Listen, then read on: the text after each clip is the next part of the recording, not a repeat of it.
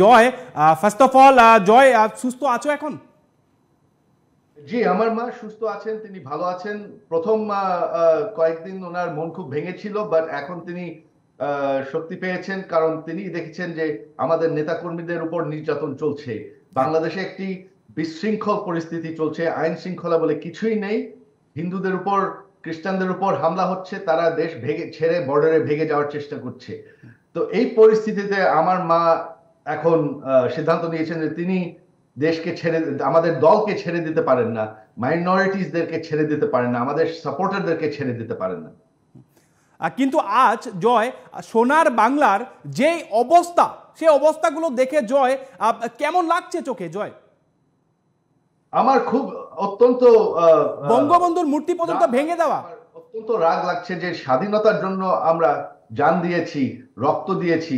ঠিক আছে, আমার মার সরকারের বিরুদ্ধে তোমাদের অনেক নালিশ আছে, তবে বঙ্গবন্ধুর এবং স্বাধীনতার চেতনার উপর যারা হামলা করছে, এরা তো বাঙালি না, এরা তো ছাত্রছাত্রী না, এরা হচ্ছে জঙ্গিবাদ, এরা হচ্ছে যারা বাংলাদেশ বিরোধী,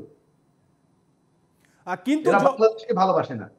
কিন্তু জয়, মাঝখানে আপনাকে আমি বলছি, প্রথম দিন থেকে ছাত্র আন্দোলন শুরু হলো।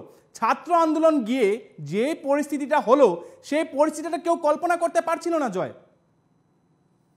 এই পরিস্থিতিকে তো উস্কানো হয়েছে। দেখেন, আপনার ছাত্র আন্দোলন যখন শুরু হয়, এই যে কোটা নিয়ে আমাদের সরকার তো কোটা তুলে ফেলেছিল কয়েক বছর আগে, যখন প্রথম কোটা আন্দোলন হয়। তো এই কোটাটা ফেরত আসে আদালতের রায়, আমাদের সরকার এখানে কিছু করেনি। তো কোটার প্রটেস্ট যখন প্রথম হচ্ছে, আমাদের সরকার প্রটেস্টারদেরকে সাপোর্ট দিয়েছে, পুলিশ তাদেরকে পাহারা দিয়েছে, এটার বাড়ার কোনো প্রয়োজন ছিল না, কারণ ছিল না। তবে দেখা যাচ্ছে কোনো এক শ্রেণী থেকে এটাকে বারবার উস্কানো হয়েছে। সেই আমাদের সরকার সেই কোটার বিরুদ্ধে সুপ্রিম কোর্টে অ্যাপিল করে, মানে আমাদের সরকার কোটার বিরুদ্ধে কিন্তু লড়াই করছিল কোর্ট আদালতে। আর এটা আদালতের বিষয়, আমরা বলেছিলাম যে আদালত এটাকে তুলে ফেলবে, আমরা লড়াই করছি। এক্স্যাক্টলি। তারপর দেখা গেল যে জুলাই 15 তারিখ রাতে ঢাকা বিশ্ববিদ্যালয় একটি গ্রুপ, কে আমরা কেউ জানি না, মাঝরাতে প্রসেশন দিল স্লোগান দিয়ে যে আমরা রাজাকার, আমরা রাজাকার। কেন? আমার মা একটি কথা বলেছিলেন, ওনার কথা টুইস্ট করে সোশ্যাল মিডিয়াতে এটা উস্কানো হয়। আমার মা বলেছিলেন যে আমরা চাই না যে রাজাকারের ফ্যামিলি চাকরি পায়। সেটাকে টুইস্ট করা হলো যে আমার মা ডেমনস্ট্রেটরদেরকে রাজাকার বলেছে, তিনি কিন্তু সেই কথা বলেন নাই। হ্যাঁ। এখন আপনি যদি জেরুসালামের মাঝরাতে স্লোগান দেওয়া শুরু করেন যে আমরা নাৎসি, আমরা নাৎসি, তাহলে কি পরিস্থিতি হবে? জেরুসালামের মানুষ রেগে গিয়ে আক্রমণ করবে না? এটা কিন্তু ঠিক তাই হয়েছে। ওই স্লোগান দিয়ে ঢাকা বিশ্ববিদ্যালয়ের ছাত্রলীগের স্টুডেন্টদেরকে, যারা বাংলাদেশে ভালোবাসে সেই ছাত্র ছাত্রীদের উস্কানো হয়েছে। তারা তখন আক্রমণ করে, তাদের মধ্যে সংঘর্ষ হয়। পুলিশ সেই সিচুয়েশন, পরিস্থিতি ঠেকাতে গিয়ে কিছু কিছু পুলিশ গুলি ব্যবহার করে। এটা কিন্তু শুরু উপর থেকে, সরকার থেকে কোনো হুকুম ছিল না, এটা নিচের থেকে সুতোভুস্ত ভাবে হয়েছে, কারণ তাদেরকে উস্কানো হয়েছে। আর যখন একবার সংঘর্ষ হয়েছে, উস্কানো হয়েছে, তারপরে এই প্রটেস্টারদের হাতে অস্ত্র তুলে দেওয়া হয়েছে, তারা পুলিশের উপর হামলা করা শুরু করেছে, পুলিশ হত্যা করেছে বন্দুক নিয়ে।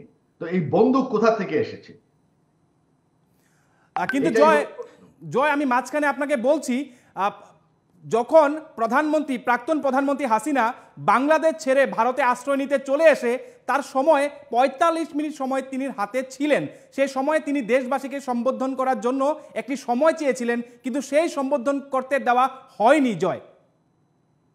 হ্যাঁ, এটা কাউকে এমনি, তাকে কেউ বাধা দেয় নাই। এটা একটা গুজব যে সামরিক বাহিনী বা আর্মি ওনাকে একটা নির্দিষ্ট সময় দিয়েছে।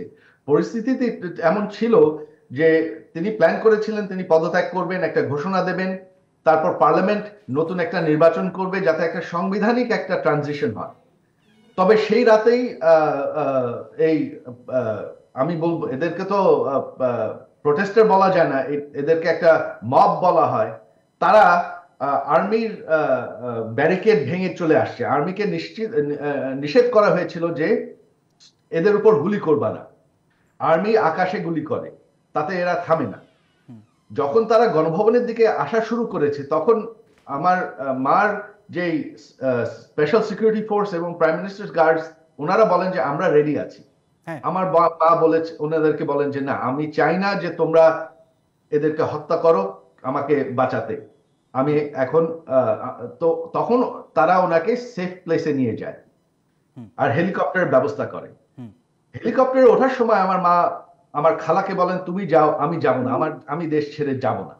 ও, তখন আমার খালা আমাকে ফোন করেন, আমি তখন ওনাকে বলি যে না, তোমার যেতে হবে, এরা তোমাকে মেরে ফেলবে। তো এখানে কোনো নির্দিষ্ট সময় ওনাকে দেওয়া হয় নাই, তবে ওই যে এই যে জঙ্গিবাদরা যখন গণভবনের দিকে মার্চ করছে, হ্যাঁ। গণভবনে পৌঁছানোর আগে ওনাকে দেশ থেকে বের করতে হয়েছে আমাদের। দেশবাসীকে কিছু বলার জন্য উনি বলেছিলেন, সেনাবাহিনীকে বলেছিলেন যে আমি দেশবাসীর উদ্দেশ্যে আমি কিছু বলতে চাই, কারণ আমি গণতান্ত্রিকভাবে আমি নির্বাচিত একজন প্রধানমন্ত্রী, কিন্তু উনাকে কিছু বলতে দেওয়া হয়নি।